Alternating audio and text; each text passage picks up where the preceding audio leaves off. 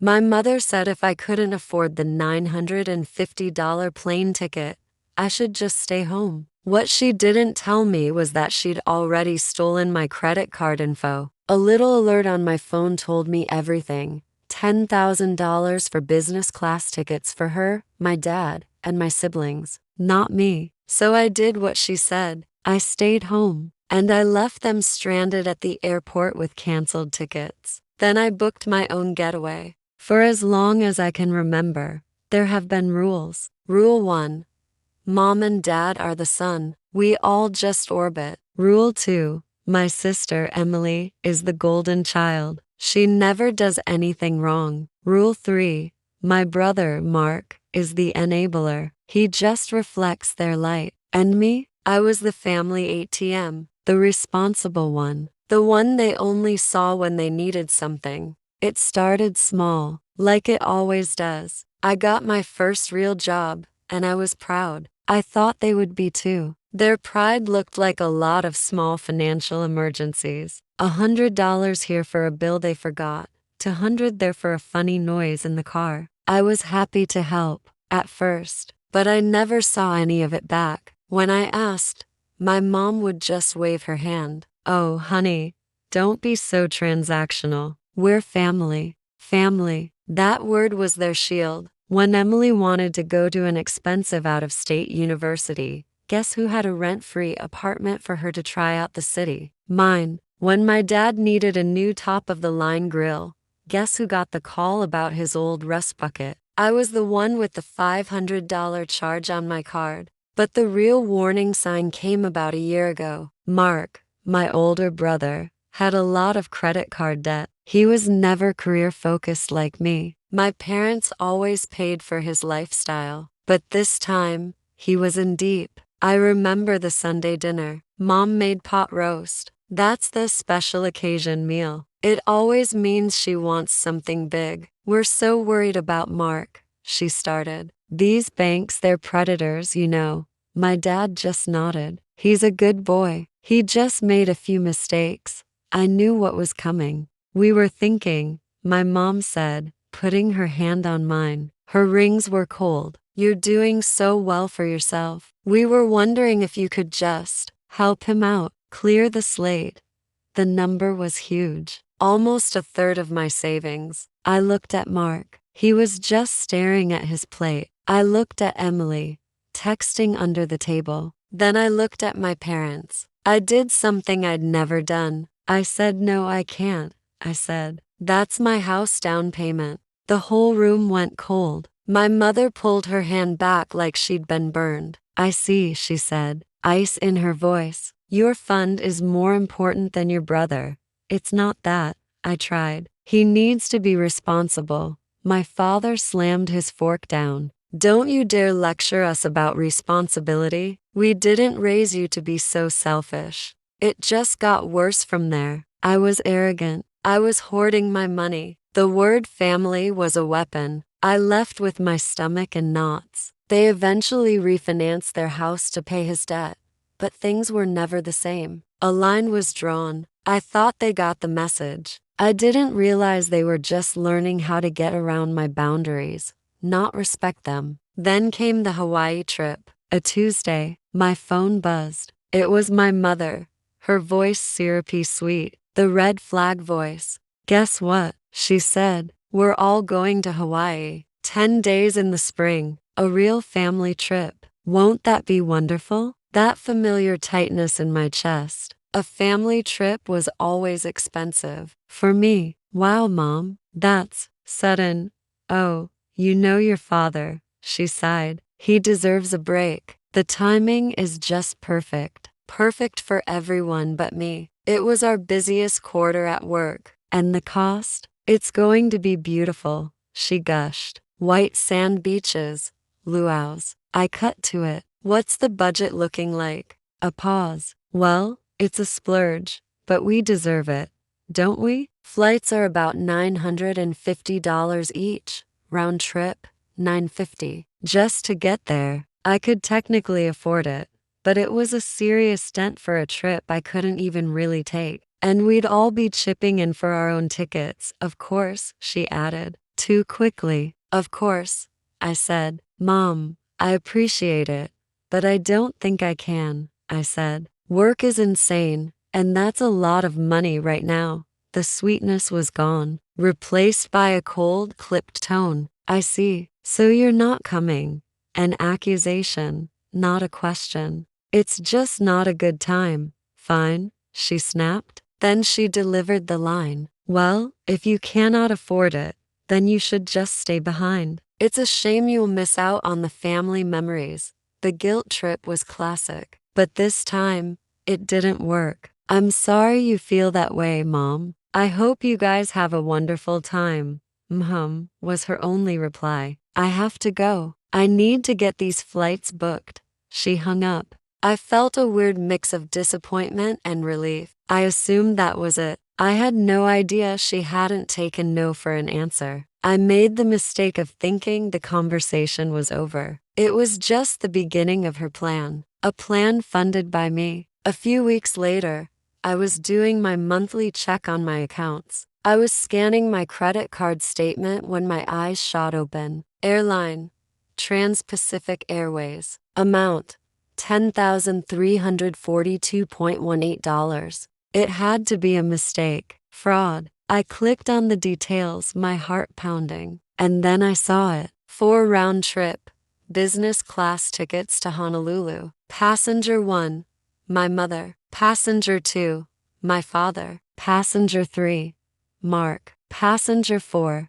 Emily. The purchase date was the day after she called me, the day after she told me to stay behind. It wasn't a mistake. It was my mother. She used my money to upgrade everyone while I was supposed to be at home, feeling left out. The audacity of it. How did she get my number? I remembered. Months ago, I'd used my card to order her some medication online. She must have saved it. The betrayal was sharp. Her voice, her fake sympathy. If you cannot afford it, then you should just stay behind. It all made sense. It wasn't understanding. It was a dismissal. I sat there, staring at the $10,000 hole in my finances, and something inside me snapped. Years of being used. This was grand larceny. I was done. I picked up the phone. My hand was trembling. I looked up the number for my credit card's fraud department. I need to report several unauthorized charges, I said, my voice calm. Okay, sir.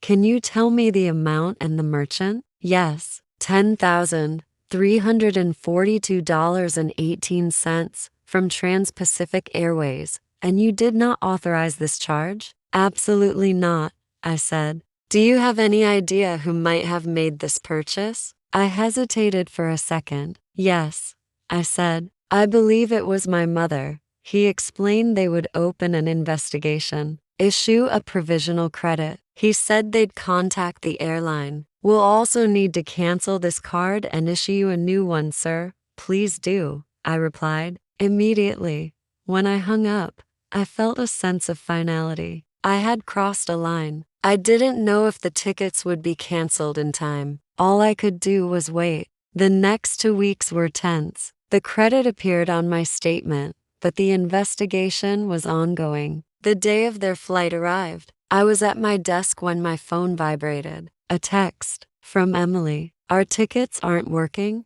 The lady at the counter said there's a payment issue. WF is going on? A slow, cold smile spread across my face. It had worked. I typed back one word, weird. A few seconds later, my phone rang. Mom.